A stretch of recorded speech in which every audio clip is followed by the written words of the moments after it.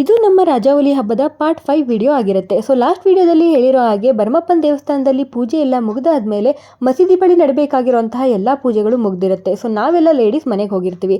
ಇನ್ನು ನಮ್ಮ ಎಲ್ಲ ಬಾಯ್ಸ್ಗಳು ಅಲ್ಲೇ ಇದ್ಕೊಂಡು ದೇವರನ್ನ ಕುದುರೆ ಮೇಲೆ ಕೂರಿಸ್ಕೊಂಡು ಮುಸ್ಲಿಂ ಬಾಂಧವರ ಜೊತೆಗೆ ನಮ್ಮ ಊರಿಗೆ ಈವ್ನಿಂಗ್ ಬರ್ತಾರೆ.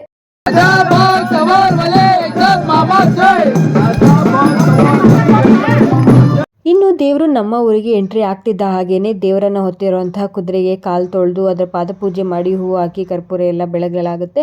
ಅಲ್ಲಿ ಪೂಜೆ ಎಲ್ಲ ಮುಗಿಸ್ಕೊಂಡು ಆದ್ಮೇಲೆ ಮೊದಲನೇ ಸಾರಿ ಹೋಗೋದು ನಮ್ಮ ಊರಿನ ದೇವಸ್ಥಾನದ ಬಳಿ. ನಮ್ಮ ಊರಲ್ಲಿರೋದು ನಮ್ಮ ಬಾಸ್ ಆಂಜನೇಯನ ದೇವಸ್ಥಾನ.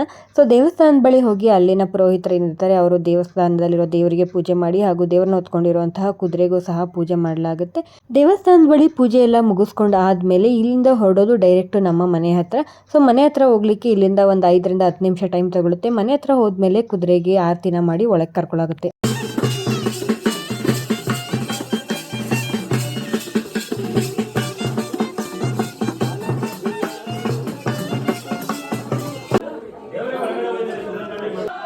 सवार वाले एग्जाज मोहम्मद जय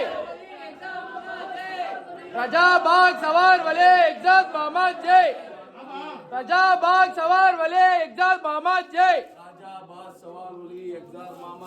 रजाबाग सवार वाले एग्जाज मोहम्मद जय. ಸೊ ಈ ವ್ಯಕ್ತಿ ತಲೆ ಮೇಲೆ ಹೊತ್ಕೊಂಡು ಬಂದು ಇಲ್ಲಿ ಕೆಳಗೆ ಇಳಿಸ್ತಾ ಇದ್ದಾರೆ ಅಲ್ಲ, ಈ ಗ್ರೀನ್ ಬಟ್ಟೆನಲ್ಲಿ ಸುತ್ತಿದಾರಲ್ವಾ ಅದೇ ರಾಜಾಹುಲಿ ದೇವರು.